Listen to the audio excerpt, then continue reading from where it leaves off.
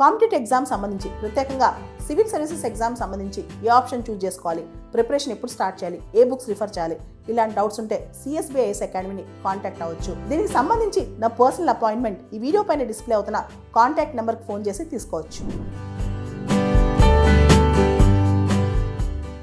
హోలీ భారతదేశంలో రంగుల పండగ, భారతీయతను చాటే పండగ. ఇటువంటి హోలీ ప్రపంచవ్యాప్తంగా చాలా దేశాల్లో సెలబ్రేట్ చేసుకుంటే ఎలా ఉంటుంది? రీసెంట్గా అమెరికాలో టెక్సాస్ స్టేటు హోలీ పండుగని అఫీషియల్గా రికగ్నైజ్ చేసింది. ఈ దిశగా ఆ స్టేట్ లెజిస్లేచర్లో ఆ హోలీ అఫీషియల్ రికగ్నిషన్ అనేది పాస్ అయిందనమాట. మనకు తెలుసు టెక్సాస్లో చాలామంది ఇండియన్స్ ఉంటారు. అమెరికాలో టెక్సాసే కాదు, ఇంతకుముందు జార్జియా, న్యూయార్క్ ఈ స్టేట్స్ కూడా హోలీ పండుగని అఫీషియల్గా రికగ్నైజ్ చేశాయి.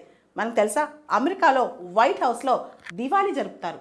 అంతేకాదు అమెరికాలో పెన్సిల్వేనియా స్టేట్లో దివాళీ అనేది అఫీషియల్ ఫెస్టివల్ అనమాట. ఇలా ఇండియన్ ఫెస్టివల్స్ని అవుట్ సైడ్ ఆఫ్ ఇండియా బయట దేశాల్లో కూడా సెలబ్రేట్ చేస్తున్నారు, రికగ్నైజ్ చేస్తున్నారు. మనం గమనిస్తే కనుక సియాటిల్ స్టేట్లో ఒక తీర్మానం పాస్ అయింది క్యాస్ట్ డిస్క్రిమినేషన్కి వ్యతిరేకంగా, కుల వివక్షకి వ్యతిరేకంగా. అలా మన సమస్యలు, మన పండుగలు, మన కల్చర్, మనలో ఉన్న ఎమోషన్స్, మన సెంటిమెంట్స్ బయట దేశాల్లో కూడా రిఫ్లెక్ట్ అవుతున్నాయి. యూకేలో చికెన్ టిక్కా మసాలా ఏదైతే మనం ఇండియాలో మనం ఇష్టంగా తింటామో, మన ఫేవరెట్ డిష్ ఉందో, యూకేలో ఈ చికెన్ టిక్కా మసాలాని అఫీషియల్ కుజిన్గా డిక్లేర్ చేశారనమాట. ఇలా చాలా దేశాల్లో ఇండియన్ కల్చర్ని డిక్లేర్ చేస్తున్నారు. అంతేకాదు జూన్ 21 యోగాని మనం ప్రపంచవ్యాప్తంగా తీసుకెళ్ళగలిగాం. June 21 international yoga day. రీసెంట్గా డిసెంబర్ 21 ఇంటర్నేషనల్ మెడిటేషన్ డేగా కూడా తీసుకెళ్ళగలిగాం అనమాట. ప్రపంచవ్యాప్తంగా మన కుజిన్, మన కల్చర్, మన డాన్సెస్ ఇవన్నీ చాలా పాపులర్ అవుతున్నాయి. మనం చూస్తే కనుక మన రజనీకాంత్ మూవీస్, మన మూవీస్ ఏదైతే ఉన్నాయో జపాన్లో, చైనాలో చాలా పాపులర్ అనమాట. అదే సందర్భంగా మన ఇండియన్ కర్రీ, మన కూర వండే విధానం, మన కర్రీ అనే కుజిన్ అంటే మన కూర, మన కర్రీ చేసుకుంటాం కదా, ఆ కుజిన్ని బయట ప్రపంచానికి, జపాన్కి చాటి చెప్పింది ఎవరో తెలుసా? రాష్ బిహారీ బోస్.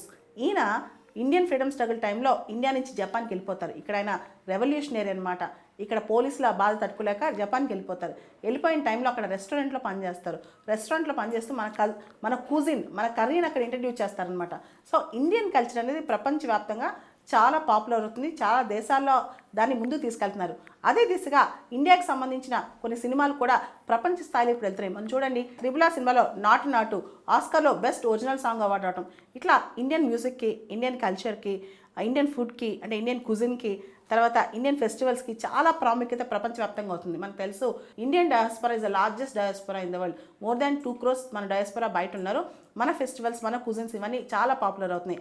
మనం చూస్తే రీసెంట్గా మన ప్రధాని మోడీ గారు రీసెంట్గా మారిషస్ వెళ్ళినప్పుడు గీత్ గవాయ్ ఏదైతే బీహారీ భోజ్పురీ సాంగ్స్ ఉన్నాయో అవి అక్కడ చాలా పాపులర్ అని మనకు అర్థమవుతుంది.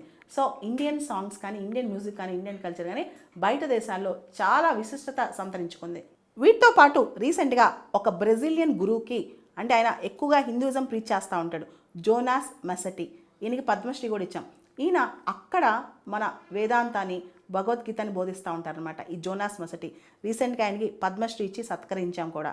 సో ఇలా హిందూ కల్చర్ కూడా ముందుకెళ్తుంది. హిందూ టెంపుల్స్ కూడా మనం చూస్తే ఇస్కాన్ టెంపుల్స్ కానీ, లేదా BAPS ఏదైతే స్వామినారాయణ టెంపుల్స్ ఉన్నాయో అవన్నీ ప్రపంచవ్యాప్తంగా కన్స్ట్రక్షన్స్ కానీ ఇవన్నీ కూడా చాలా ముందుకు తీసుకెళ్తున్నాం.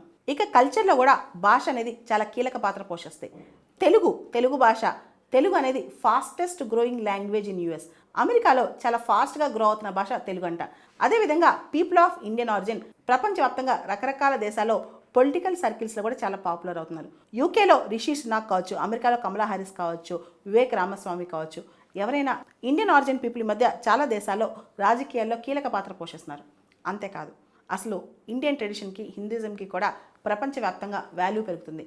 కార్ల్ సాగన్ ఆస్ట్రోఫిజిసిస్ట్ ఒక మాట అంటారు, construction and reconstruction of universe, destruction of universe is nothing but cosmic dance of lord Shiva. Lord Shiva చేసే తాండవం ఏదైతే ఉందో దానిలోనే మొత్తం విశ్వం యొక్క నిర్మాణం, పునర్నిర్మాణం, నాశనం, వినాశనం అన్నీ దాగుంటాయని చెప్పి